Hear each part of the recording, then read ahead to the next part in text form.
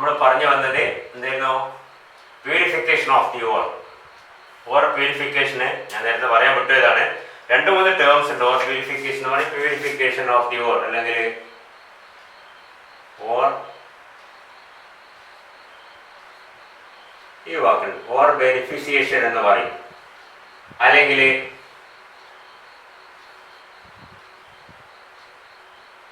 Or dressing എന്ന് പറയും, അല്ലെങ്കിൽ നമ്മൾ നേരത്തെ പറഞ്ഞ ഓർ പ്യൂരിഫിക്കേഷൻ. എന്തായാലും കുഴപ്പമില്ല. Purification of the ore is also known as ore beneficiation or dressing. ഈ വാക്ക് ഉപയോഗിക്കുന്നുണ്ട്. And we have seen different methods for the beneficiation or purification or dressing of the ore. നമ്മൾ 2-3 കണ്ടു.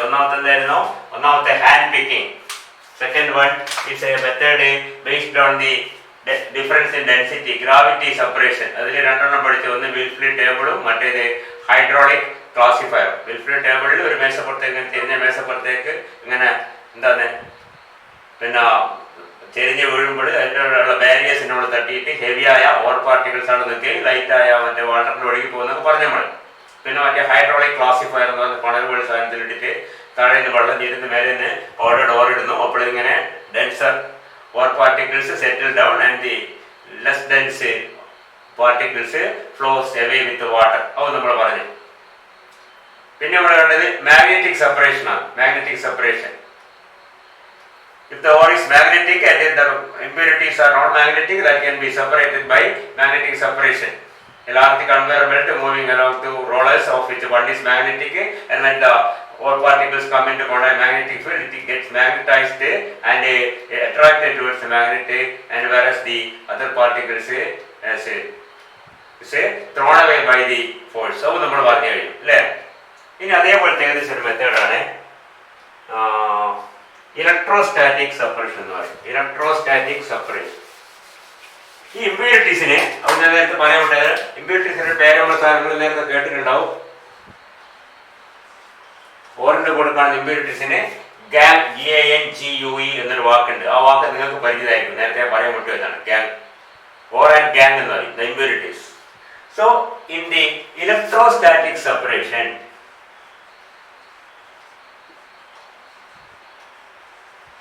in the electrostatic separation, the method is based on the difference in the electrical conductivity of the ore and the gangue. Either the ore or the impurity, if it is a conducting, or conducting or non-conducting, when these are charged by passing through an electric field, they get charged, and when coming to contact, there is a large cylindrical roller. ഒരു roller ഉണ്ടാവും. ഞാൻ നേരത്തെ പറഞ്ഞ പോലെ അതിന്റെ cross section മാത്രമേ roller, roller which is rotating like this. And in electrostatic separation,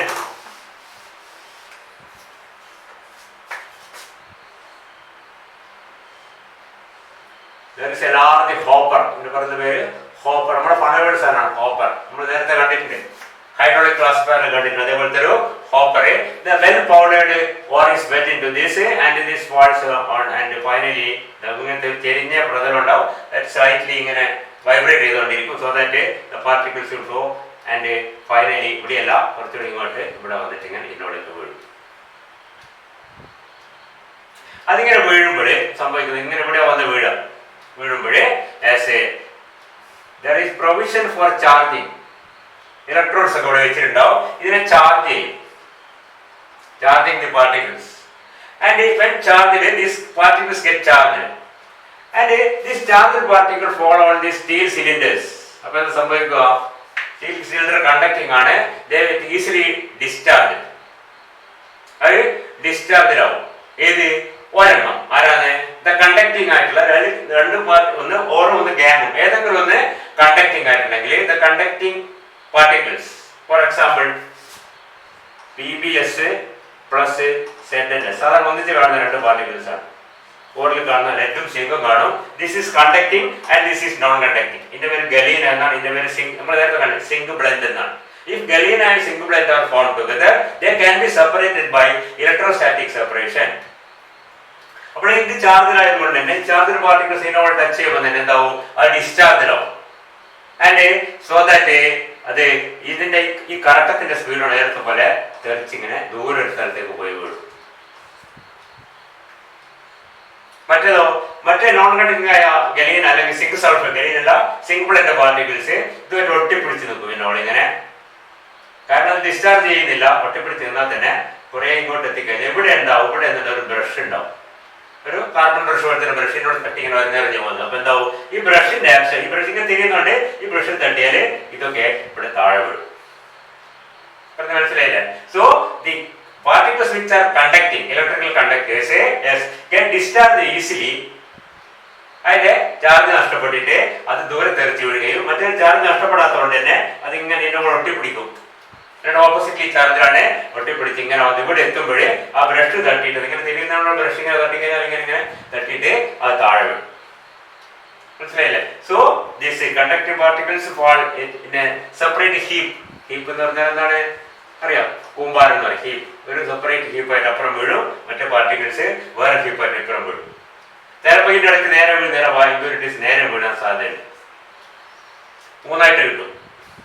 middle particles എന്നൊക്കെ പറയാം. സാറ് നമ്മൾ അത്ര ആലോചിക്കേണ്ട ആവശ്യമില്ല, തൽക്കാലം അതിന് ഒഴിവാക്കിക്കളാം. You can see that these two are separated like this.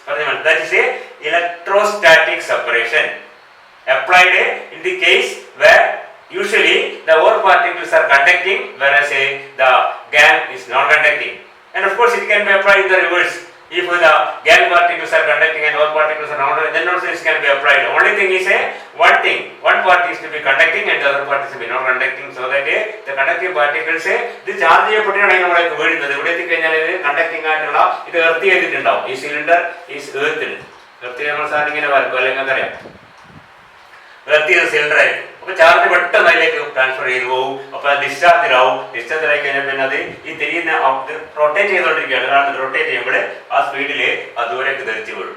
മറ്റെന്ത് ചെയ്യും, മറ്റേ അൺലൈക്ക് ചാർജ് അതിനോടേക്ക് നിന്നതുകൊണ്ട് അത് അതിനോട് അഡ്ഹർ ചെയ്തിരിക്കും, stick on to the cylinder and it is scraped down by the action of a small brush which is placed somewhere here. അതിന്റെ കുറച്ച് ഇങ്ങോട്ടൊരു brush ഇങ്ങനെ തൊട്ടിങ്ങനെ ആ ബ്രഷിനോട് ചേർന്നുകൊണ്ട് അതിങ്ങനെ തിരിയുന്നുണ്ടാവും. അപ്പോൾ അറിഞ്ഞറിഞ്ഞ് അവിടെ നിന്ന് സാധനങ്ങളെ താഴേക്ക് വീഴും. That is a electrostatic separation. അത് വേറെ മെത്തേഡാണ്.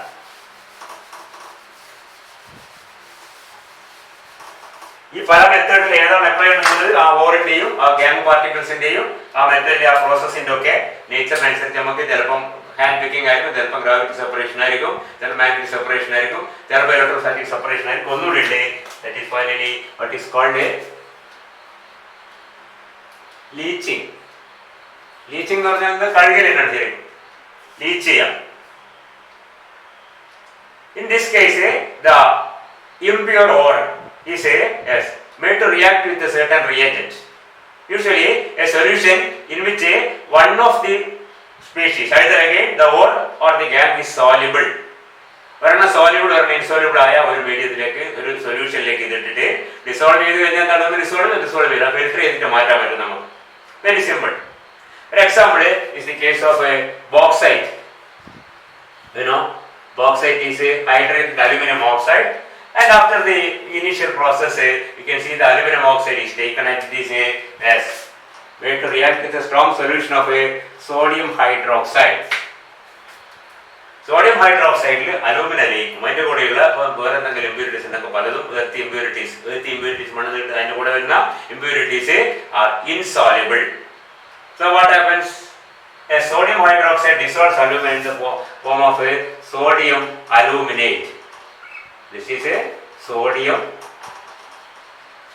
അപ്പോൾ നമ്മൾ in large tanks containing sodium hydroxide solution of required concentration, this impure ore is put into it and stirred well. Powdered ore is put into it and stirred well. When the aluminum oxide particles only get dissolved as sodium aluminate, the impurities which remain undissolved is filtered off. അതിനെ filter ചെയ്ത് അരിച്ച്, filtration ചെയ്തില്ല, ആ filter ചെയ്ത് അരിച്ചു മാറ്റുക എന്ന process ഒക്കെ ഉണ്ടാവും. And you get the clear solution containing sodium aluminate which on acidification, right, acid, carbon dioxide പോലും മതി acid ആയിട്ട്, on acidification it is converted into again aluminum hydroxide. കാരണം ഇതിന്റെ കൂടി കാർബൺ ഡൈ ഓക്സൈഡ് പാസ് ചെയ്താൽ മതി. Carbon dioxide is a carbonic acid, so that sodium aluminate gets converted again into pure aluminum hydroxide, which can be ignited in the yes, this can be heated to get a Al2O3. Aluminum hydroxide നമ്മൾ heat ചെയ്ത് കഴിഞ്ഞാൽ aluminium oxide ആണ്. ഇത് impure ആണ്, ഇത് pure ആണ്. അപ്പോൾ impure എടുക്കുന്നു, സോഡിയം ഹൈഡ്രേറ്റ് ഡിസോൾവ് ചെയ്യുന്നു, ഇമ്പ്യൂരിറ്റീസ് ഒക്കെ ഫിൽട്ടർ ചെയ്ത് കളയുന്നു, ക്ലിയർ സൊല്യൂഷൻ എടുക്കുന്നു, കാർബൺ ഡൈ ഓക്സൈഡ് പാസ് ചെയ്യുന്നു, അലുമിനിയം ഹൈഡ്രോക്സൈഡ് പ്രിസിപിറ്റേറ്റ് ചെയ്യും, അതിനെ ചൂടാക്കിയാൽ എന്ത് കിട്ടും? ഒരു എക്സാമ്പിൾ പറഞ്ഞതേ ഉള്ളൂ, അതാണ് പ്രോസസ്. സോ എന്താണ് the or mixed with the gang or the impure ore എന്ന് പറഞ്ഞാൽ impure ore is made to react in certain solution in which the ore particles are soluble whereas the gangue is insoluble. The insoluble particles are filtered off and the pure ore is recovered from the clear solution. That is what is called leaching. ഇങ്ങനെ പല മെത്തേഡിലെ കൂടി നമുക്ക് എന്ത് ചെയ്യാം? ഓറിൽ നിന്ന് അതിലുള്ള ഇമ്പ്യൂരിറ്റീസിനെ ഒരു പരിധി വരെ കംപ്ലീറ്റ് ആയിട്ടല്ല ഒഴിവാക്കാൻ പറ്റും. Up to a certain extent, the gangue particles can be separated from ore particles, and that is what is called ore purification or ore dressing or benefice. Or benefice dressing of the ore എന്ന് പറയും, or purification എന്ന് പറയും, മനസ്സിലായില്ലേ? or beneficiation എന്ന് പറയും, എല്ലാം ഒന്ന് തന്നെ. That is purification. ഓക്കെ, അപ്പോൾ നമ്മൾ ഓറിനെ പ്യൂരിഫൈ ചെയ്തു. നമ്മൾക്ക് പറയുന്ന ജനറൽ ആയിട്ടുള്ള പ്രോസസ് ഞാൻ പറഞ്ഞു, ഓരോന്നിനും ഓരോ മെത്തേഡ് ആയിരിക്കും, ജനറൽ ആയിട്ട് മാത്രമേ പറയുന്നുള്ളൂ. പിന്നെ നമ്മൾ ഇൻഡിവിജ്വൽ പഠിക്കും, ഓരോന്ന് വേറെ പഠിക്കും. Okay,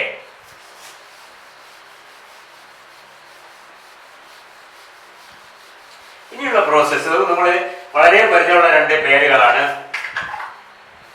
roasting and calcination.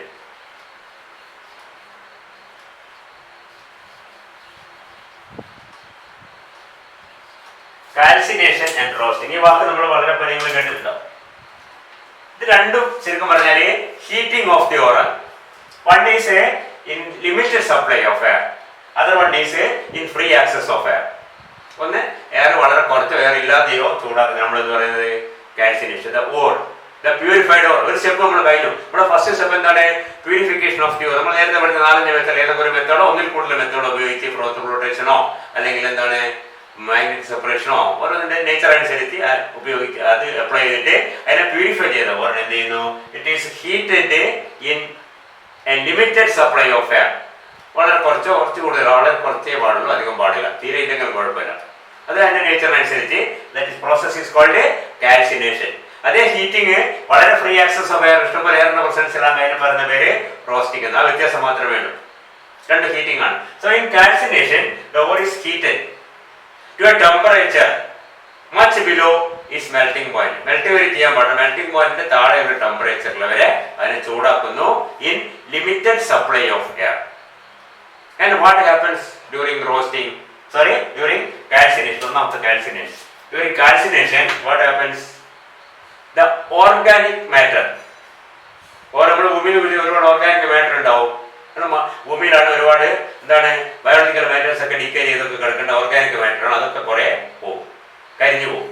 Organic matter is removed, excess of moisture is removed. മനസ്സിലായില്ലേ? ഇതൊക്കെ and certain volatile impurities also can be removed by calcination. Volatile impurities ഒക്കെ കുറെ പോകും. പിന്നെന്താണ് പ്രധാനമായിട്ട് മോയ്സ്ചർ പോകും. പിന്നെ ചില റിയാക്ഷൻസ് നടക്കും.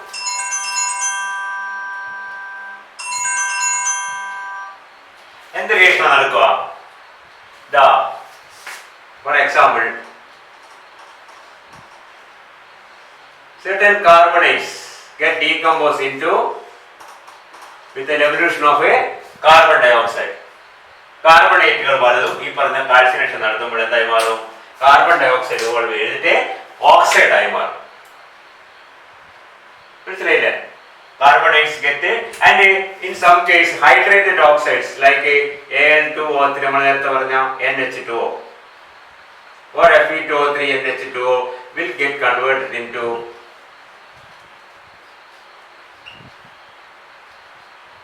ഇതൊക്കെ അങ്ങ് എസ്കേപ്പ് ചെയ്തു. കാർബൺ ഡൈ ഓക്സൈഡ് ആയാലും ശരി, വാട്ടർ ആയാലും ശരി, അതതിന് എസ്കേപ്പ് ചെയ്യും. അപ്പോൾ പ്രധാനമായിട്ട് ഓർഗാനിക് മാറ്റർ കുറെ പോകും. volatile impurities കുറെ പോകും. അതിന്റെ കൂട്ടത്തിൽ ചില ചെറിയ ചെറിയ components, carbon dioxide, water രണ്ട് വിധത്തിൽ മോയ്സ്ചറും പോവും. അതിന്റെ കൂട്ടത്തിൽ തന്നെ ഇങ്ങനത്തെ കമ്പൈൻഡ് ആയിട്ടുള്ള water hydrated oxides get converted into anhydrous oxides. Okay, carbon gets converted into oxides, and the ore particles as such becomes more porous and workable. കുറച്ചുകൂടി particles ഒക്കെ പോറസ് ആവും, കുറച്ചുകൂടി വർക്കബിൾ ആയി അടുത്ത പ്രോസസ്സിലേക്ക് പോകാനുള്ള ഒരു തയ്യാറെടുപ്പും കൂടിയാണ് ആര് കാൽസിനേഷൻ എന്ന് പറയുന്നത്. കാൽസിനേഷൻ പറഞ്ഞ മനസ്സിലായില്ല. ആൻഡ് റോസ്റ്റിംഗ്, റോസ്റ്റിംഗിൽ എത്തുമെന്നാണ്. Roasting means heating, again heating the or എല്ലാം പൗഡർ ഫോമിലായിരിക്കും. നമ്മൾ പറഞ്ഞ ആദ്യം തന്നെ പൗഡർ ചെയ്ത് തുടങ്ങുന്നത്. പ്യൂരിഫിക്കേഷൻ മുമ്പേ തന്നെ അത് പൗഡർ ചെയ്തിട്ടാണ് പ്യൂരിഫൈ ചെയ്യുന്നത്. പ്യൂരിഫൈ ചെയ്തതിനു ശേഷമാണ് നമ്മൾ എന്ത് ചെയ്യുന്നത്, ഈ പറഞ്ഞ പ്രോസസ്സിലേക്ക് വരുന്നത്, കാൽസിനേഷനും റോസ്റ്റിംഗും. ഇവിടെ എക്സസ് ഓഫ് എയർ ഉണ്ട്, പറഞ്ഞ മനസ്സിലായില്ലേ? എക്സസ് ഓഫ് എയറിന് ചൂടാക്കുക again to a temperature much below is melting point, lower temperature. അപ്പോഴേ സംഭവിക്കും, അപ്പോഴേ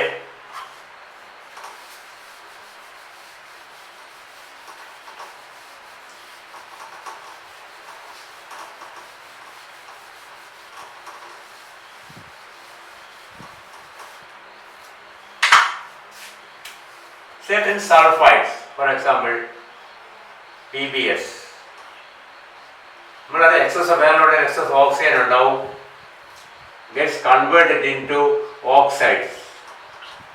Sulfides get converted into oxides. ഇതിന്റെ കാരണം നമുക്ക് കുറച്ച് മനസ്സിലാവും. സൾഫൈഡ്സിനെ അപേക്ഷിച്ച് ഓക്സൈഡ്സ് ആണ് റെഡ്യൂസ് ചെയ്യാൻ കൂടുതൽ എളുപ്പം.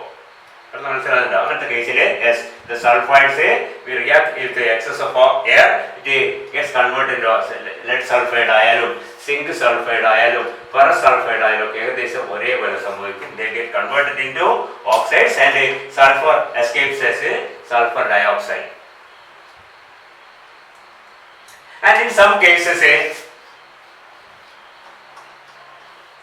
ആ പ്രോസസ്സിന്റെ വ്യത്യാസവും ടെമ്പറേച്ചറും പ്രഷറും ഒക്കെ അനുസരിച്ച് ചിലപ്പോഴേ sulfides get converted into sulfates. Oxidation ആണ്, മനസ്സിലായില്ലേ? It is oxidized into lead sulfate. Oxide ആവില്ല, sulfate ആവും. ZnS is converted into ZnSO4. PbS is converted into PbSO4 എന്ന് പറഞ്ഞ പോലെ സൾഫൈഡ് ചിലപ്പോഴും ഓക്സൈഡ് ആയിട്ടും ചിലപ്പോൾ എന്ന് പറഞ്ഞാൽ ചില ദിവസങ്ങളോ ചില സമയങ്ങളിലോ അല്ല, depending on the condition, heating temperature, availability of air ഒക്കെ ഉപയോഗിക്കുന്ന ഫർണസ്, ഇതൊക്കെ അനുസരിച്ച് എന്താവും, ചിലപ്പോഴേ അത് ഓക്സൈഡ് ആയി മാറും, ചിലപ്പോഴത് സൾഫേറ്റ് ആയി മാറും. സൾഫൈഡ് നമ്മൾ ഒരുപാട് ഓർഗകൾ സൾഫൈഡ് ഓർസുകളുണ്ട്, മനസ്സിലായില്ലേ?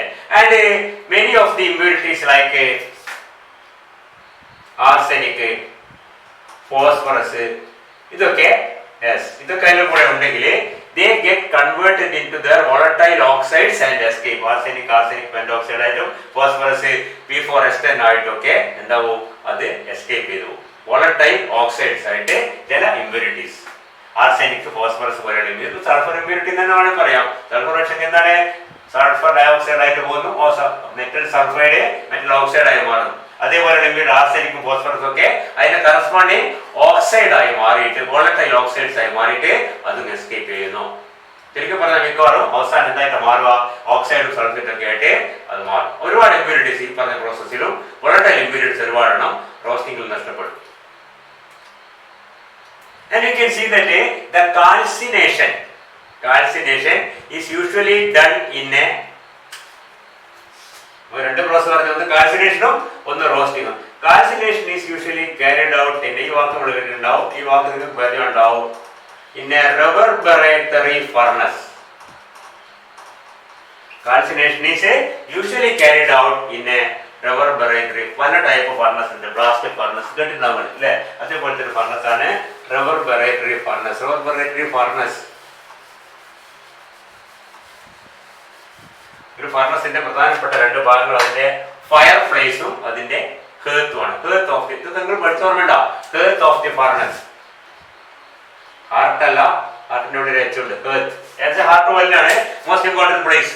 Hearth of the furnace is the place at which the actual reaction takes. Reaction നടക്കുന്ന സ്ഥലത്തിനാണ് അതിന്റെ ഹേർത്ത് എന്ന് പറയുക. ഫയർ പ്ലേസ് എന്ന് പറഞ്ഞാൽ അതിൽ ചൂട് ഫ്യൂവൽ ഉണ്ടാവും, കാരണം ചൂടുണ്ടാക്കുന്ന ഫ്യൂവൽ കത്തിക്കുന്ന ഭാഗമാണ്. ചിലപ്പോൾ രണ്ടും ഒന്നായിരിക്കും ചില ഫർണസിൽ, ചിലപ്പോൾ രണ്ടും രണ്ട് സ്ഥലത്തായിരിക്കും. ഈ റബ്ബറേറ്റഡ് ഫർണസിൽ we can see that fire place and hearth are different. Can see അതിന്റെ ചിത്രം നിങ്ങൾ ബുക്കിൽ കണ്ടിട്ടുണ്ടാവും.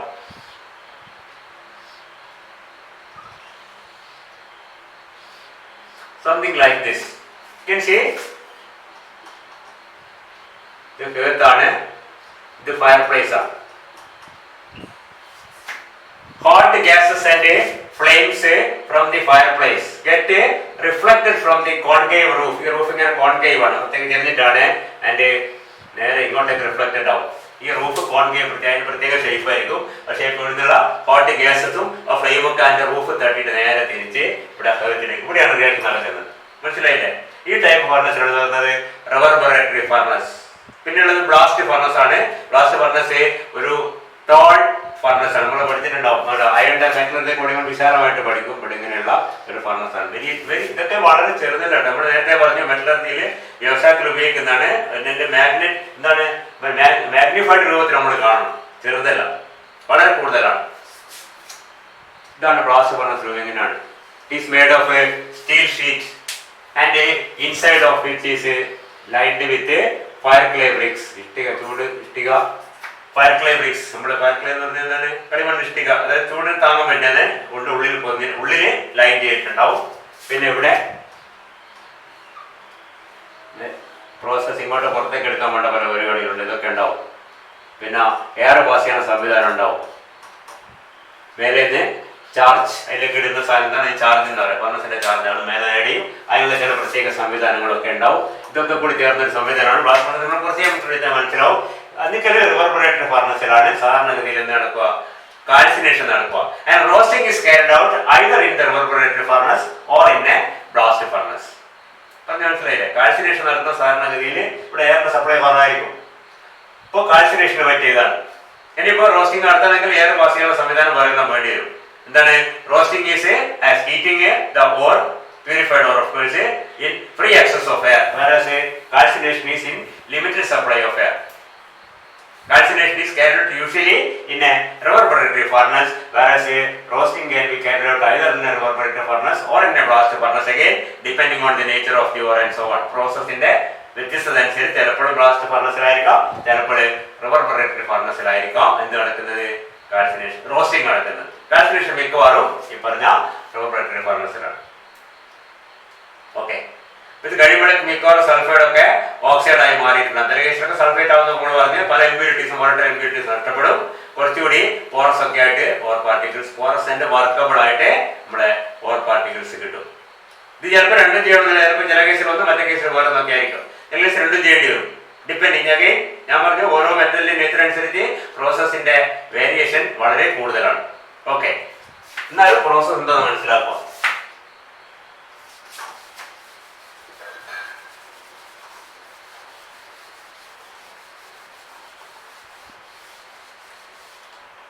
അടുത്ത സ്റ്റെപ്പിനാണ് നമ്മൾ പറയുന്നത്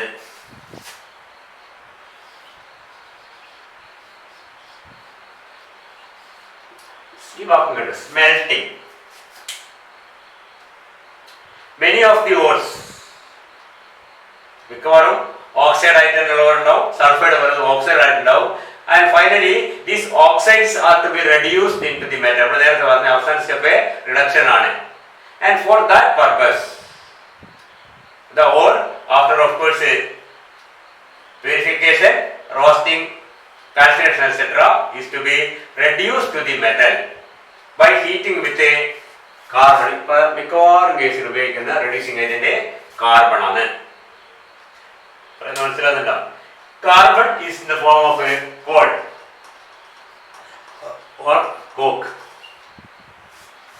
ഈ രണ്ട് ഭാഗം പരിചയമുണ്ടോ? രണ്ട് കാർബണിന്റെ വ്യത്യസ്ത രൂപങ്ങളാണ്. കോൾ എന്ന് പറഞ്ഞാൽ നമുക്കറിയാം മലയാളത്തില് കൽക്കരി എന്ന് പറയും. കോൾ നമ്മൾ സാധാരണ ഭൂമി തൂക്കിട്ട്. കോക്ക് എന്ന് പറഞ്ഞാൽ എന്താണ്? കോക്ക് മരക്കരി എന്ന് പറയും അല്ലേ?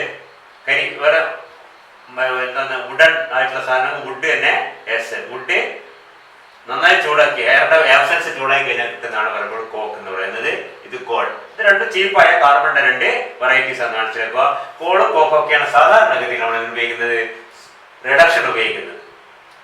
The purified ore after the process of roasting or calcination or whatever it may be is mixed with a coal or coke and heated to a very high temperature. Usually a temperature above the melting point of നേരത്തെ below ആണ് above the melting point of the ore, above the melting point of the metal. കാരണം എന്താണ്, reduction കഴിഞ്ഞ് നമുക്ക് കിട്ടുന്നത് metal. ഇതുവരെ ഓക്സൈഡോ സൾഫൈഡോ ഒക്കെ ആയിരുന്നു, അവസാനം ഓക്സൈഡ് ആയി അതിനെ റെഡ്യൂസ് ചെയ്യുമ്പോൾ എന്തായി മാറും, മെറ്റലായി മാറും. ആ മെറ്റലിന്റെ മെൽറ്റിംഗ് പോയിന്റ് എന്താണോ അതിനേക്കാൾ കൂടിയ ടെമ്പറേച്ചറിലേക്ക് we can say it is in many cases it is above 1000 degree Celsius, വളരെ ഹൈ ടെമ്പറേച്ചർ ആണ്. ആ ടെമ്പറേച്ചറിലേക്ക് ചൂടാക്കുക. ഇങ്ങനെ the powdered and purified ore mixed with say the suitable reducing agent, that also in the powdered form, and it is heated to a temperature of a temperature which is sufficient to melt the metal. Every metal is melting point കൂടിയ ടെമ്പറേച്ചറിലേക്ക് heat ചെയ്യുന്നു. Usually in different in a blast furnace or something like that, it is heated strongly actually. നേരത്തെ പോലെ roasting കാൽസിനേഷനെക്കാളും അതിനേക്കാളും കൂടിയ ടെമ്പറേച്ചറിലേക്ക് നമ്മൾ heat ചെയ്യുന്നു. This process is called a smelting. And what happens during smelting mainly? During smelting mainly the metal oxides gets reduced into the metal by the action of a carbon or the action of a carbon monoxide which is produced from carbon. നമുക്കറിയാം ഒരു metal oxide, for example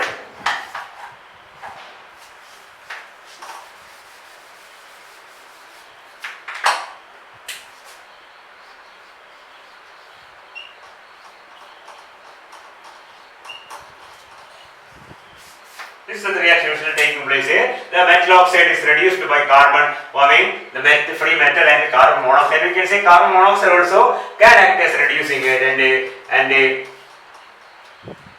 it can reduce a further quantity of lead oxide forming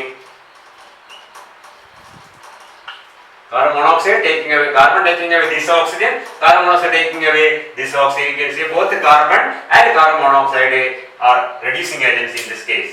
എല്ലാ കേസിലും വരണമെന്നല്ല, ഒത്തിരി നമുക്ക് മനസ്സിലാവും. എന്തായാലും carbon or carbon monoxide or both reduce the metal oxide into the metal. That process is called a smelting, heating to a very high temperature in the presence of or along with a suitable reducing agent. That's called smelting. And during smelting we usually add another substance. നമ്മൾ കേട്ടിട്ടുണ്ടാവും. It is called a flux.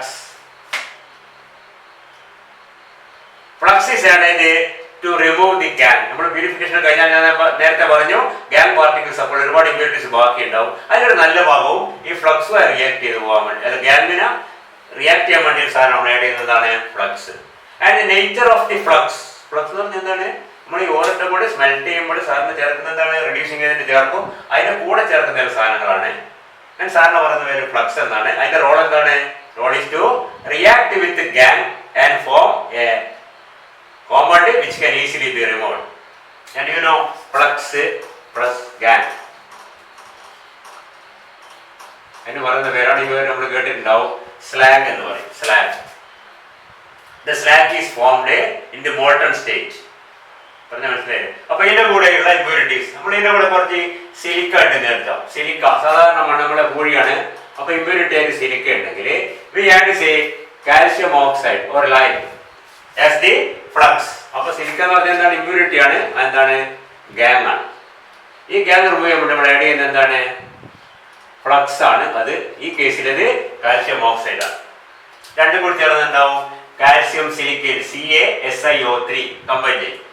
ഇത് combine ചെയ്യാനുള്ള കാരണം എന്താണ്, silicon, നമുക്കറിയാം silicon dioxide, silicon is a non metal. So silicon dioxide is a non metal oxide. Non metal oxides are acidic oxides. പഠിച്ചിട്ടുണ്ട് നമ്മൾ. Calcium is a metal, calcium oxide is a metallic oxide, that is basic. But acidic ആണ് gang എങ്കിൽ നമ്മൾ basic ആയ flux add ചെയ്യും. ചിലപ്പോൾ ഇതാണ് impurity എങ്കിൽ നമ്മൾ ഇത് ആഡ് ചെയ്യും. അപ്പൊ ഇത് ഗ്യാങ്ങും അതുകൊണ്ട് മുമ്പിൽ വെച്ചിരിക്കുന്നതാണ്. ചിലപ്പോൾ അതിൽ കാൽഷ്യം ഓക്സൈഡ് ലൈവ് ഉണ്ടെങ്കിൽ നമുക്ക് അതിലേക്ക് ആഡ് ചെയ്യുന്ന ഫ്ലക്സ് എന്താണ്, സിലിക്കൺ ഡയോക്സൈഡ്. ശരിക്കും പറഞ്ഞാല് the flux is chosen in such a way that they combine with the gang to form the slag. If the flux is acidic, we use a basic slag, basic flux. Sorry, if the gang is acidic, you use a basic flux. If the gang is basic, we use a acidic flux. In either case, they do combine to form a slag. We continue.